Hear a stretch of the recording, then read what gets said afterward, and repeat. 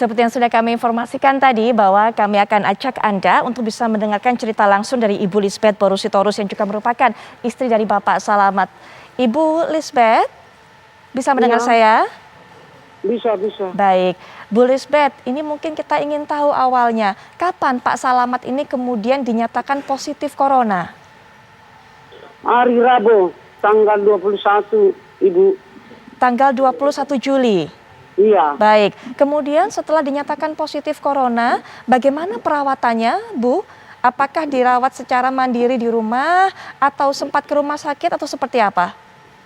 Dia sempat ke rumah sakit. Kemudian? Klinik. Ke klinik. Baik, Iya, kemudian Bu? Di situlah dia dibilang dokternya COVID-19. Baik, tapi kemudian menginap Bu di rumah sakit? Dirawat menginap di rumah sakit setelah dinyatakan positif? Tidak, dia pulang ke kampung atau ke rumah kami. Baik, kembali pulang ya Bu? Tidak ada gejala Bu yang dirasakan oleh Pak Salamat? Enggak ada. Sesak napas pun enggak ada, Ibu. Baik, kemudian setelah itu diberikan obat dan isolasi mandiri saja Bu ya di rumah? Iya. Baik, Bu, kemudian bagaimana akhirnya kami bisa mendapatkan cerita bahwa Pak Salamat ini kemudian dianiaya oleh warga dan sebagainya? Seperti apa Bu yang terjadi sebenarnya? Seperti ini, Bu. Dia kan pulang ke rumah kami. Baru pulang ke rumah, saya COVID katanya kan. Dia ngomong COVID. Jadi langsung datang kepala desa kami membawa beras dan telur untuk makannya. Tetapi dia tidak diizinkan di rumah diisolasi. Malah dikirim dia ke hutan, yaitu ada pondok. Dia nggak betah di situ, Ibu, nggak betah dia di situ. Dia pulang ke rumah lagi. Kenapa nggak betah, Pak? Karena gelap, nggak ada lampunya. Ya udah, jadi di rumah aja dulu. Kami buat letur di rumah satu malam. Tiba-tiba kepala desa masyarakat datang ke rumah. Tidak boleh diisolasi mandiri di rumah. Harus bisa, katanya Ibu. Jadi datang ada warga memberikan pondok.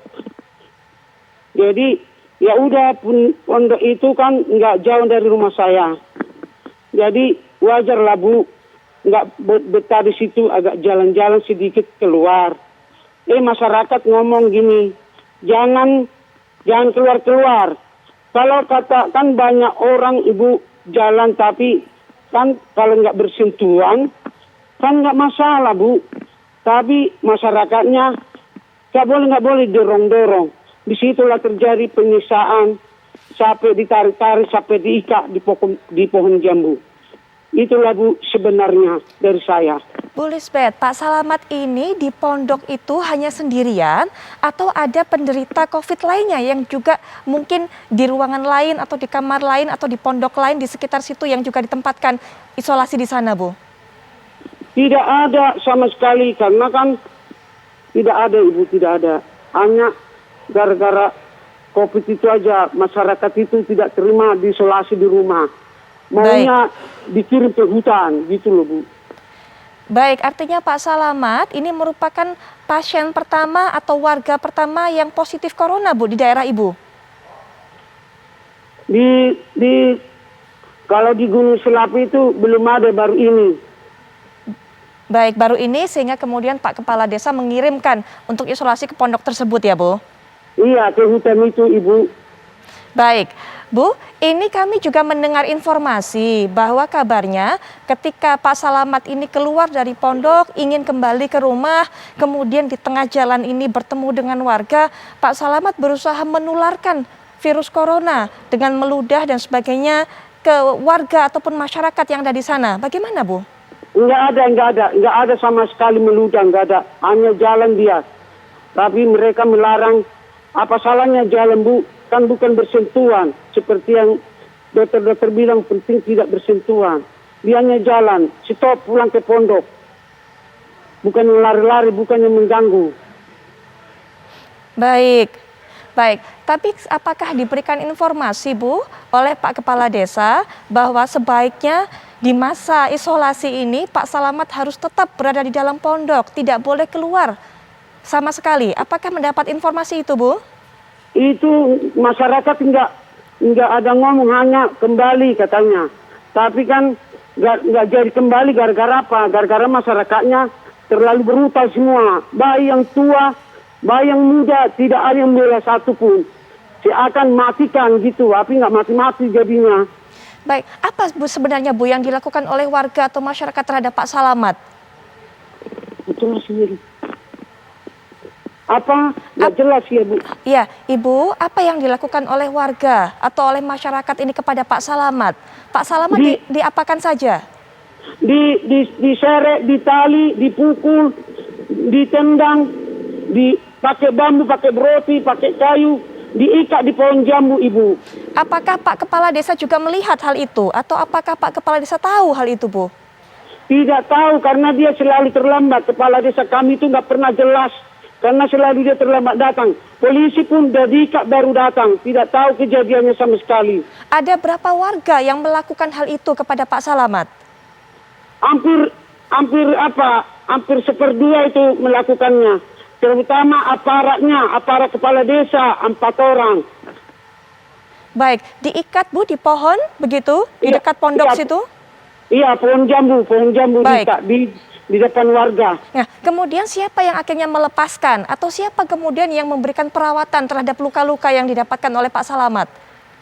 Kalau itu yang beri obat apa-apa adalah PBB. PBB lah yang membawanya ke rumah sakit, yaitu selain. Berarti saat ini Pak Salamat sedang ada di rumah sakit Bu? Iya, di rumah sakit, nggak bisa dia berdiri. Hanya duduk doang Ibu. Karena dia tulang punggung kami. Anak-anakku masih sekolah Ibu. Ada berapa putra-putri Ibu? Ada 3, cowok 2, cewek 1. Dialah itunya tulang punggung kami, harapan kami. Karena sayangnya petani. Kami kan buka bengkel di Silimbat. Dari Silimbat sebenarnya ini kena COVID. Baik, saat ini Ibu mendapat kabar seperti apa dari rumah sakit? Bagaimana kondisi Pak Salamat? Tadi sempat Ibu bilang katanya tidak bisa duduk, tapi adakah luka bagian lain tubuhnya mungkin yang memperparah? Semua luka, lebam, mukanya semua luka. Sekarang udah kurus, Ibu lihat sendirilah. Udah kurus, sudah semua luka. Enggak luka kaki, badan, muka, semuanya luka Ibu. Ibu Lisbeth, apakah sudah melaporkan pada kepolisian atau apakah sudah ada polisi yang datang kepada Ibu menanyakan hal ini? Nah, nggak ada datang sama sekali ke sini menanyakan masalahnya. Dia pun enggak. Hanya Bupati kemarin itu datang, hanya memberi tempat rumah sakit di sini. Baik, Ibu ada rencana untuk datang ke kantor polisi dan untuk melaporkan kasus ini, Bu? Sudah kami laporkan. Apa tanggapan dari pihak kepolisian, Bu? Ya, nanti kami tindak lanjuti, itu doang jawabannya, Ibu. Sudah menurut pengamatan Ibu, pengetahuan Ibu, sudah ditindaklanjuti kasus ini? Sudah ada polisi mungkin yang memanggil warga atau kepala desa dan sebagainya? Hanya dipanggil kepala desa, hanya di penyidik doang. Hanya kepala desa yang saat ini dipanggil? Sama masyarakatnya, aparatnya. Baik, iya. Ibu, bagaimana saat ini sikap, reaksi dari masyarakat ataupun warga kepada Ibu Lisbeth? Saya ini udah kayaknya saya itu mau diusir dari kampung itu. Karena saya mengatakan yang benar. Memang COVID suami saya, tapi janganlah berlebihan. COVID itu katanya kan nggak berbahaya. Tapi janganlah, maksudnya COVID pun janganlah disisa seperti itu, Bu. Lihatlah videonya. Sangat sadis, dia lebih dari binatang, Ibu. Saya nggak tahan, dia hampir mau pisah. Saya nggak tahan, Ibu. Saya nggak tahan. Baik, Ibu juga sudah sempat melakukan tes. Ibu negatif saat ini bersama dengan putra-putri? Iya, negatif. Karena negatif kami ini kan di rumah itu 4 orang. Mertua, anak sama saya. Negatif semua. Baik, Ibu saat ini tinggal di mana? Menginap di mana? Apakah masih menginap di rumah? Enggak, saya di rumah keluarga, sementara di rumah keluarga karena masyarakat sudah menjauhkan saya dari rumah saya, Ibu. Ibu, sempat ada masyarakat yang mungkin berbicara sama Ibu supaya Ibu tidak pulang kembali ke rumah? Enggak, hanya dikatakan sama saya, kamu keluar dari Parsau Tahun atau kumpulan dari masyarakat situ. Baik, Ibu, kami sebenarnya juga malam hari ini sudah mencoba menghubungi pihak kepolisian untuk bisa mendapatkan keterangan lebih lanjut, tapi sepertinya belum ada dari pihak atau perwakilan dari pihak kepolisian yang bisa memberikan keterangan kepada kami. Tapi Ibu, empati kami kepada Ibu Lisbeth dan juga Bapak Salamat yang saat ini sedang dirawat. Semoga bisa segera pulih Ibu, semoga semua luka-lukanya juga sudah pulih, kemudian juga segera untuk bisa negatif dari corona. Ibu yang sabar untuk bisa menghadapi cobaan ini. Terima kasih, Bu. Dan semoga pihak kepolisian juga bisa menindak dengan serius. Iya. Baik, Ibu terima kasih untuk waktunya, terima kasih sudah berbagi cerita dengan kami. Ya, terima kasih. Selamat malam, Bu Lisbeth. Selamat malam, Ibu.